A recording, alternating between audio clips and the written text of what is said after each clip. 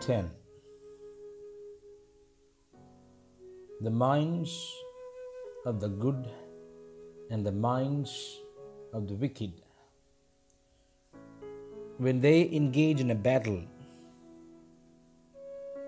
the battle would be long, tiring, and destructive. Every war takes lives. Every war destroys the mental fabric. And every war is an outer expression of the internal conflicts. The internal conflict is not created by the enemy. The enemy is just giving us apt stimuli to create our own turmoil inside. The enemy is trying in every way to give words, expressions, activities to provoke a disorder, a chaos in the mind of the good. The chosen words used by the enemy is to destroy the mental equipoise, the tranquility of every warrior. The good is subject to all sorts of attacks from the wicked, word and deed. So this has been exposed by psychologists all around the world. And now, a 5,000-year-old epic, Mahabharata, is a treatise on how mind behaves, how the good and the bad and the ugly operate.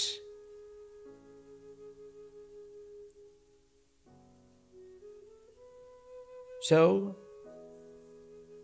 Mahabharata is a window that opens to so many mentalities, so many different colors of psyche, so many different responses and reactions, how the mind can deceive us, how the mind can claim victory though there was an absolute defeat,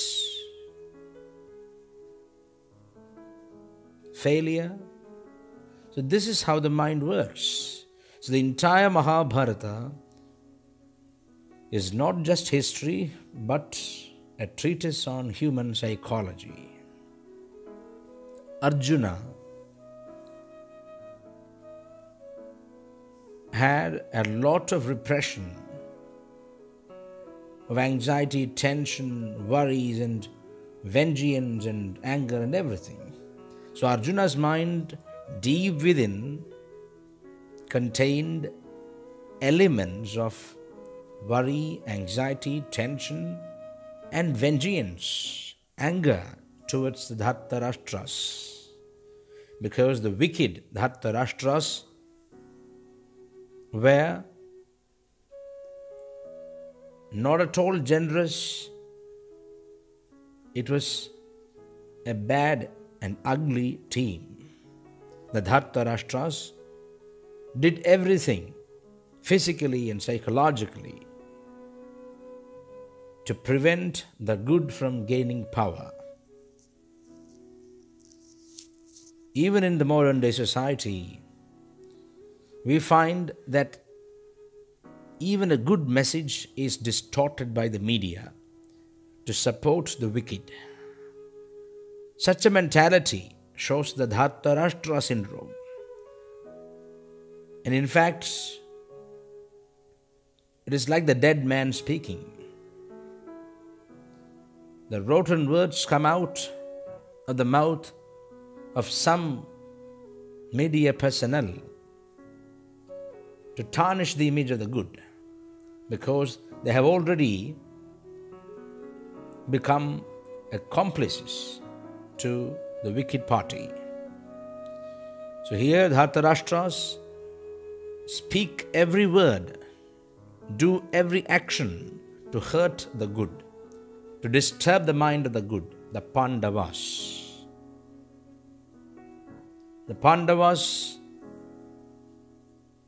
were in exile for so long a time, and this exile caused them separation from love, care, safety. Every moment passed with tension and anxiety.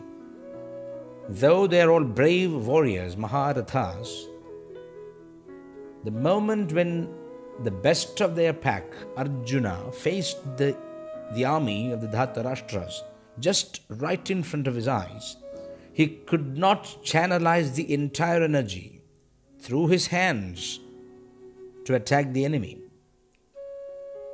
He was overcome by an unknown dilemma, an unnecessary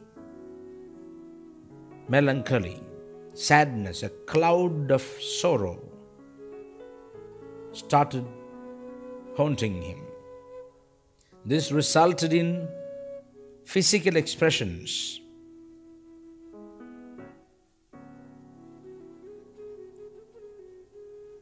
His bow slipped from his hands. He had full butterflies in his stomach, fire butterflies. He could not concentrate. He, though a brave warrior, could not concentrate on the war, just as a good student fails to deliver in an examination. Just before the examination, he was full of energy. He wanted to see the question paper. Right then, he thought he could start writing. But the moment the question paper is received by the student, he fails to deliver. He has the answers to the questions, but some unknown emotion, not connected directly to the situation, some unknown fear, some unknown melancholy, sadness sets in. And this causes the dissipation of mental energy. And if you dissipate the mental energy, physical action becomes weaker and weaker. And ultimately, this leads to agony and defeat. Arjuna fears both.